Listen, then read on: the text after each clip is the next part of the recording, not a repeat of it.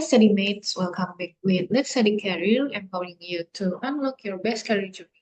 Fiona, sekarang aku kerja di PT Today Indonesia, dan aku juga pernah mengikuti lomba karya tulis ilmiah dan mendapatkan silver awardee dan juga third place national essay competition di Universitas Jenderal Sudirman dan scientific article di Kaifa via UI. Nah, segitu perkenalan singkat dari saya. Hari ini kita akan belajar tentang kemampuan verbal untuk kata baku, dan ini untuk strategi menjawab tes TPA Bappenas. Yuk kita pelajari langkah-langkahnya dan siapkan dirimu untuk masa depan yang lebih gemilang.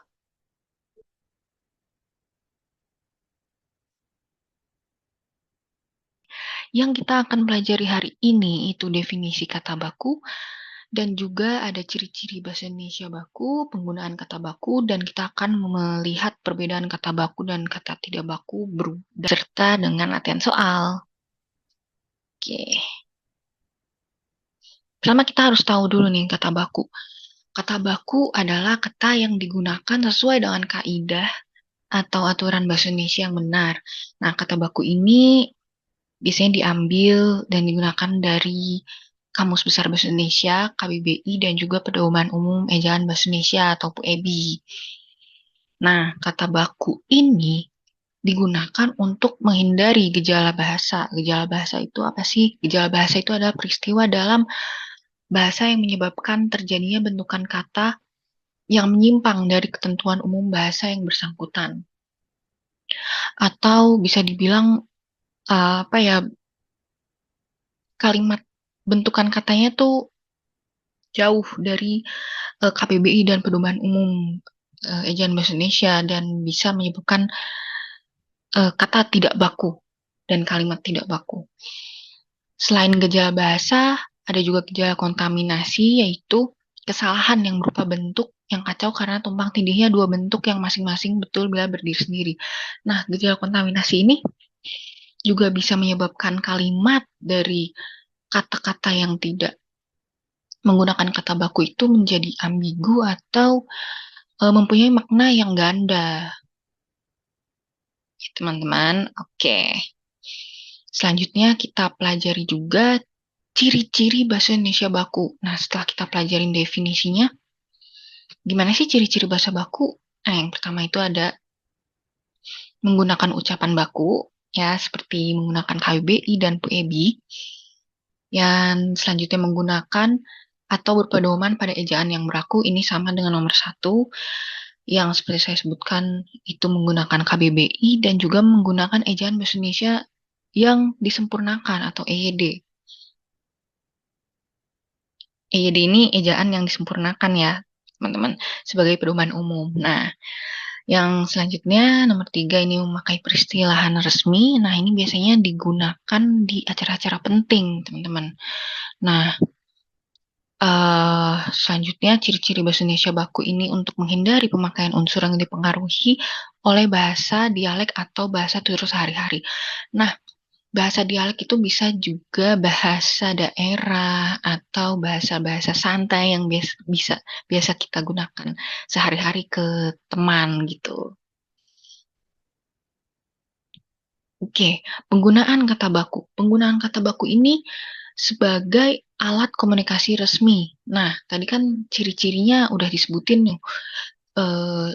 Kata baku itu untuk apa dan seperti apa.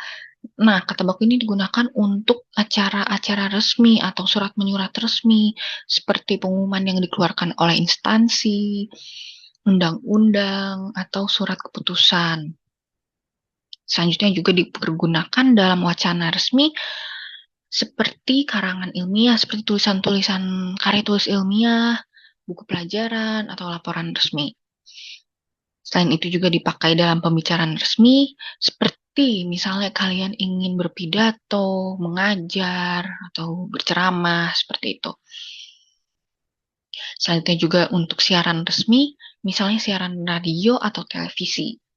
Nah, biasanya itu digunakan oleh pembawa acara berita, seperti itu, teman-teman. Dan juga dipakai dalam pembicaraan dengan orang-orang yang dihormati, atau kata-kata ini digunakan untuk orang yang lebih tua. Itu. Selanjutnya, teman-teman, kita melihat. Oke. Kita lihat nih ada kalimat yang pertama ini emang satu kalimat ya, guys. Ini ada kalimat hari ulang tahun dari adik saya dirayakan secara sederhana. Oke, kita cermati dulu kalimat ini. Sepertinya agak kurang efisien. Seperti ada yang lebih gitu ya. Kita lihat. Hari ulang tahun dari adik saya dirayakan secara sederhana. Dari kata dari ini dalam pembentukan kalimat di sini kurang efisien dan bisa dibilang berlebihan, karena dari kata dari ini tuh tidak penting ada di kalimat di sini, karena bisa langsung kita buat dengan kalimat efisien. Hari ulang tahun adik saya dirayakan secara sederhana. Karena adik saya ini kan udah berupa kepemilikan ya, menunjukkan kepemilikan. Dengan adanya kata dari ini akan membuat kalimat itu jadi tidak efisien dan tidak baku jatuhnya. Kita lihat dan kita bandingkan kata baku dan kata tidak baku. Ini berdasarkan KBBI ya, teman-teman. Untuk contohnya, kata baku aktivitas. Aktivitas menurut KBBI itu menggunakan V atau V ya. Dan untuk kata tidak baku, aktivitas itu menggunakan F. Aktivitas. Sama saja sih. Cuma pembentukan penulisan kata bakunya itu salah ya untuk kata aktivitas menggunakan F. Kata baku risiko. Risiko itu udah baku. Oke, kata bakunya risiko itu risiko penulisannya. Kata tidak bakunya resiko. Dan selanjutnya izin, itu udah kata baku, kata tidak bakunya izin. Kualitas, itu menggunakan U, teman-teman. Seperti ada kata lain lagi selain kualitas, ada kwitansi. Kwitansi itu kata bakunya menggunakan U, bukan menggunakan W. Nah, kalau kita menggunakan W, ini jatuhnya jadi kata tidak baku, kualitas, kwitansi, gitu. Oke, teman-teman, kita lanjut aja langsung ke latihan soal. Manakah kalimat yang sesuai dengan kaidah bahasa baku? Oke, seperti yang udah kita pelajarin sebelumnya ya, teman-teman. Kita lihat dulu opsi-opsi di soal ini. Oke, yang A. Kami belum sempat menyelesaikan tugas itu. B. Kami belum sempat menyelesaikan tugas tersebut. C. Kami tidak sempat menyelesaikan tugas itu. D. Kami belum bisa menyelesaikan tugas tersebut. Dan E. Kami belum menyelesaikan tugas tersebut. Kalau kita lihat semuanya ini ya betul ya semuanya dalam untuk kalimat sehari-hari ini betul. Tapi apakah baku? Nah, kita pilih yang paling tepat itu yang baku sesuai dengan kaidah bahasa adalah yang B. Kami belum sempat menyelesaikan tugas tersebut. Alasannya, kita lihat opsi A itu menggunakan tugas itu, kata itu. Nah, itu lebih umum daripada tersebut yang bisa dibilang lebih resmi dan lebih baku. Yang kalimat C, tidak sempat. Tidak sempat itu menunjukkan tidak kesanggupan mutlak dan bisa dibilang ini jadi tidak baku dan menyebabkan makna ganda. Dan opsi D, kami belum bisa menyelesaikan tugas tersebut. Belum bisa, lebih menekankan kemampuan atau belum bisa, atau bisa dibilang jadi kalimat tersebut tuh belum bisa karena apa dan alasannya belum bisa itu tidak jelas. Jadi kalimatnya jadi ambigu dan maknanya tidak yakin dan tidak jelas. Dan opsi B selanjutnya ini juga kurang lengkap karena tidak menyatakan sebuah alasan, belum apa, belum belumnya karena apa, seperti itu. Jadi pilihan jawaban yang tepat adalah B, kami belum sempat menyelesaikan tugas tersebut. Di sini udah lengkap belum dan juga alasannya belum sempat. Dan juga kita menggunakan kata baku tersebut, teman-teman. Lanjut. Soal nomor 2, manakah kalimat yang menggunakan bahasa baku? Yang A, saya sudah pergi ke toko untuk beli beberapa barang. Saya telah pergi ke toko untuk beli barang, saya sudah pergi ke toko buat membeli barang. Wah, ini udah pasti bukan kata baku ya, teman-teman. Yang D, saya telah pergi ke toko untuk membeli barang-barang. Yang E, saya telah pergi ke toko untuk membeli beberapa barang. Oke, kita lihat alasannya. Kita lihat satu-satu nih jawabannya. Yang opsi A, sudah. Sudah ini bisa digunakan, tapi beli bukan bentuk kata baku dalam konteks resmi, seharusnya membeli. Dalam bentuk kalimat di sini, sudah itu kan artinya sudah melakukan dong. Dan harus diikuti dengan kalimat atau harus diikuti dengan kata dengan imbuhan dari kata kerja beli ini. Jadi ini kurang betul, kurang benar ya teman-teman. Dan yang B, telah ini udah baku, tapi masih menggunakan beli, bukan membeli. Yang C juga salah, karena buat. Buat, yang tadi saya sebut ini udah kata tidak baku banget ya. Yang D, saya telah pergi ke toko untuk membeli barang-barang. Barang-barang ini terlalu umum, jadi terlihat seperti tidak seefektif dan tidak baku untuk kalimat yang resmi ya, membeli barang-barang. Jadi kita bisa memilih kata seperti membeli beberapa barang. Itu ada di jawaban E. Saya telah pergi ke toko untuk membeli beberapa barang. Ya, kita udah menggunakan struktur kalimat yang tepat dan juga kata baku yang efisien dan juga penempatannya benar. Soal berikutnya. Manakah bentuk baku dari kata berikut yang benar? Oke, bentuk baku ya teman-teman. Nah, tadi kita udah sebut tuh di materi. Untuk resiko di KBBI itu risiko ya. Kita udah langsung gak usah lihat yang lain. Wah, ini risisu, rasiko. Oke, yang C lah, risiko. Risiko itu maknanya berarti kemungkinan terjadi kerugian atau bahaya. Ya, sesuai dengan KBBI. Selanjutnya, manakah di antara kalimat berikut yang menggunakan kata baku dengan benar? Yang A, kami telah menyelesaikan tugas praktek biologi. Tolong beri izin kepada saya untuk pergi lebih awal. Yang B, yang C, mereka sedang membahas kualitas layanan perusahaan. Yang D, aktivitas siswa di luar ruangan sangat padat hari ini. Oke, kita lihat dari KBBI ya. Nah, jadi teman-teman ini juga harus memperbanyak baca Kamus Besar Bahasa Indonesia untuk tahu kata baku yang benar yang ada di Kamus Besar Bahasa Indonesia itu apa? Yang benar ini di C. Mereka sedang membahas kualitas layanan perusahaan. Yang A, kita lihat. Yang A ini praktek.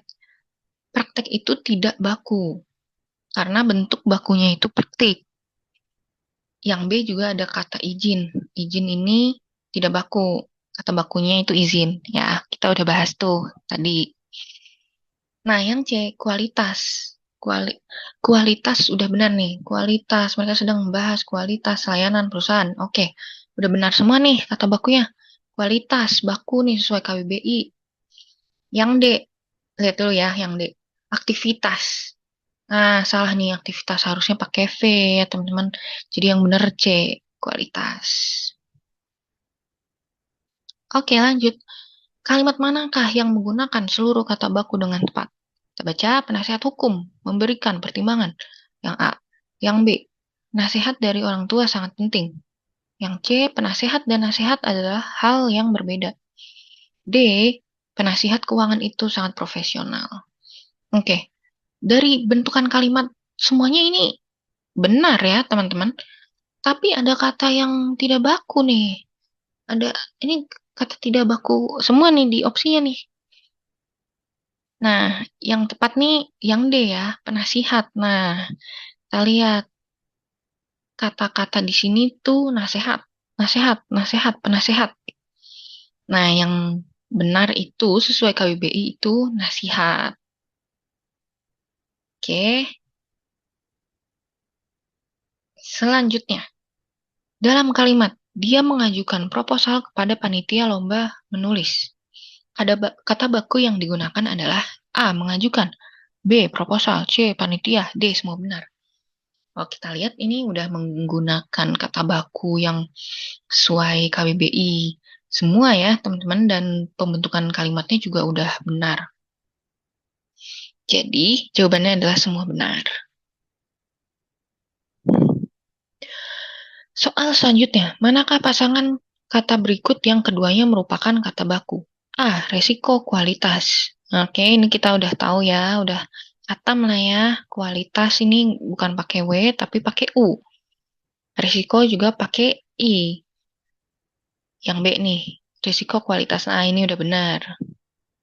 Kita lihat dulu jawaban lainnya. Kualitas apotik. Ah, bukan. Bukan kualitas. Yang D, analisa aktivitas. Oke, udah jelas ya. Jawabannya B, kenapa? Karena ini risiko tuh harusnya risiko. Kualitas harusnya kualitas. Analisa harusnya analisis. Dan aktivitas nih harusnya pakai V, aktivitas. Soal berikutnya, manakah penulisan yang sesuai dengan kata baku dalam bahasa Indonesia? A. Frekuensi. B. Objektif. C. Efektif. D. Subjektif. Nah, kita lihat yang A nih frekuensi. Pakai W, bukan. Harusnya tuh pakai U, frekuensi. Yang B, objektif. Bukan objektif, tapi harusnya kata bakunya itu objektif, menggunakan huruf J. Subjektif juga yang kata bakunya itu seharusnya subjektif, menggunakan huruf C. Efektif, nah yang C. Benar, sudah sesuai dengan KBBI. Selanjutnya, apa bentuk kata baku dari kata karir? Karir, apa tuh? Apa kalau kalau kita baca di sehari-hari mah kelihatannya kita oh karir udah benar gitu ya karir. Nah, yang menurut di KBBI itu yang benar itu karier ya teman-teman. Ada I dan E. Jadi yang paling benar adalah A. A karier. B karieri. C karier. D karier. Ini udah B C D-nya udah salah ya teman-teman. Jadi yang benar itu karier sesuai KBBI. Oke, selanjutnya terakhir nih teman-teman. Semangat ya. Oke, satu lagi. Kalimat manakah yang benar dalam bahasa baku? A. Saya akan menjelaskan kenapa ini terjadi. B. Saya akan menjelaskan mengapa ini terjadi. C. Saya akan menjelaskan apa sebabnya ini terjadi. D. Saya akan menjelaskan sebab mengapa ini terjadi. E. Saya akan menjelaskan sebab kenapa ini terjadi. Oke, jawaban yang tepat di sini B. Saya akan menjelaskan mengapa ini terjadi. Kita lihat opsi A nih. Opsi A. Opsi A salah karena kenapa? Ini ada kata kenapa. Kenapa ini kurang baku ya dalam bentukan kalimat di sini dan kurang formal. Karena ini harus menggunakan uh, kata imbuhan lain. Jadi mengapa?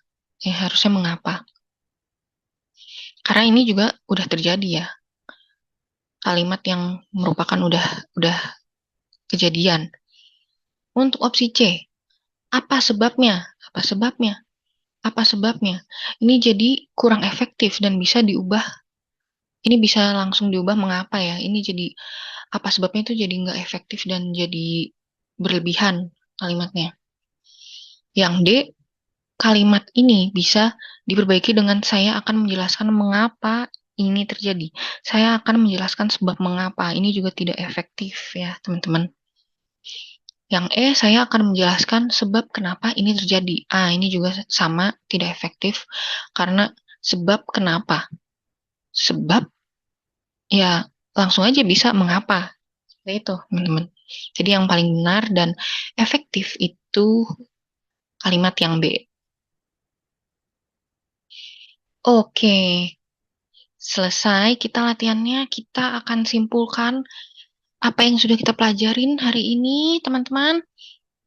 Intinya, untuk mempelajari kata baku itu kalian harus banyak-banyak mempelajari Kamus Besar Bahasa Indonesia. Kalian bisa buka nih di kbbi.web.id. Untuk mempelajari konteks formal, termasuk juga dalam soal seperti ya TPA Bapenas ini atau SNBT. Dan untuk menghindari kata tidak baku, beberapa kata yang sering digunakan sehari-hari tidak sesuai dengan KBBI. Ya, seperti praktek yang tidak baku, yang baku itu adalah praktik, dan juga kualitas yang tadi sudah disebutkan, menggunakan W. Itu hanya ya pembentukan katanya kita harus perhatikan ya sesuai KBBI. Dan juga kalian harus perbanyak latihan soal TPA biar terbiasa dengan soal terkait kata baku dan juga terbiasa juga dengan soal-soal TPA Bapenas. Oke. Great job, study mates. Kamu sudah mengambil langkah penting hari ini untuk membangun masa depanmu. Kalau study mates merasa terbantu dengan konten dari Let's Study, kamu bisa mendukung kami agar bisa terus menghadirkan lebih banyak materi bermanfaat. Untuk dukungan finansial, kamu bisa berdonasi seikhlasnya di kris di sini ya, teman-teman. Dan kalau belum bisa berdonasi, kamu bisa juga bantu Let's Study dengan share platform ini ke teman-teman atau info Let's Study di media sosial kamu. Terima kasih banyak sudah belajar bareng Let's Study Career. Sampai jumpa di video berikutnya. Semangat study mates!